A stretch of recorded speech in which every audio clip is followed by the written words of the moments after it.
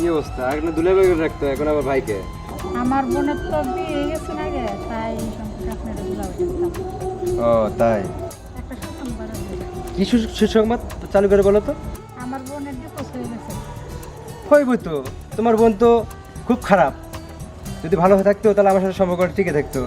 আমি পাক্কা 2টা বছরের সাথে সম্পর্ক করছি।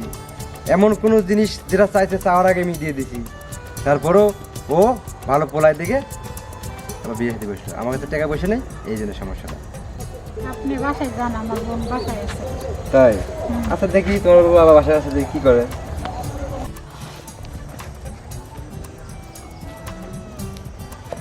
আজকে এখন আসতেছে না? হ্যাঁ আছে। কি হলো তোমার আসতে এত লেট হলো কেন? আমি তো তোমাকে সিনেমা দেখবো বলে আমি 2টি টিকিট কাটছি। ও আচ্ছা, তাহলে চলো। চলো।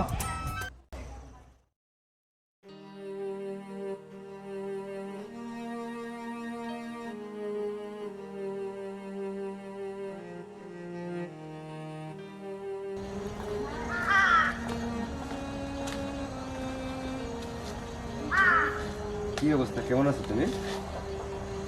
এই আছি, নামার মতো বাচ্চা আছি।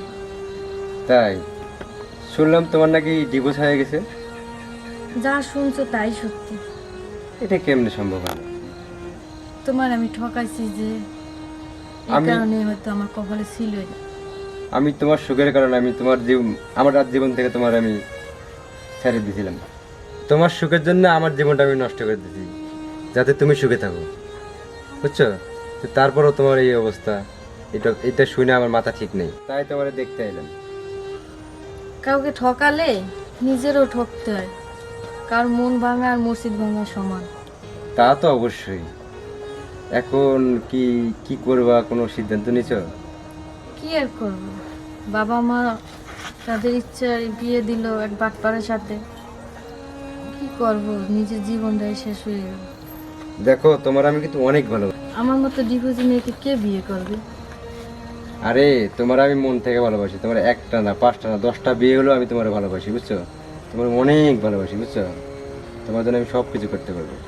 তুমি আমাকে বিয়ে করে কখনো সুখী হতে পারবে না, আর এই সমাজ কখনো আমাদের মেনে নেবে না।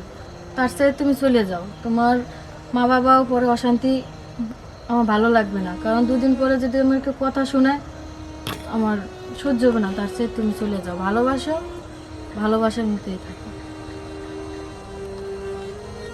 যাও, তুমি চলে যাও। তাহলে আমার কথাটা শুনবে না তুমি, না? যেটা কখনো সম্ভব না সেটা কি করে আমি মানিয়ে নিই? তুমি চলে যাও, তুমি আমার মতো থাকতে দাও আমারে, যাও। আচ্ছা কি করার, যেটা ভালো মনে হয় এটা করো তুমি, ঠিক আছে? আমি কি করে ওরে বুঝাবো যে একটা অভিহিত মেয়ের ভিতরে যা আছে আমার ভিতরে ওইটা নাই। আমার যা ছিল সবই তো আমার জামাইরই দিয়ে দিল, যেটা এই সমাজ মানিয়ে নেবে না, আমার ফ্যামিলিও মানবে না। কি করে এই সম্পর্কের ভিতরে আমি জড়াই? আমার পক্ষে সম্ভব না। তার চেয়ে আমি ডিভোর্সের মতোই থাকি।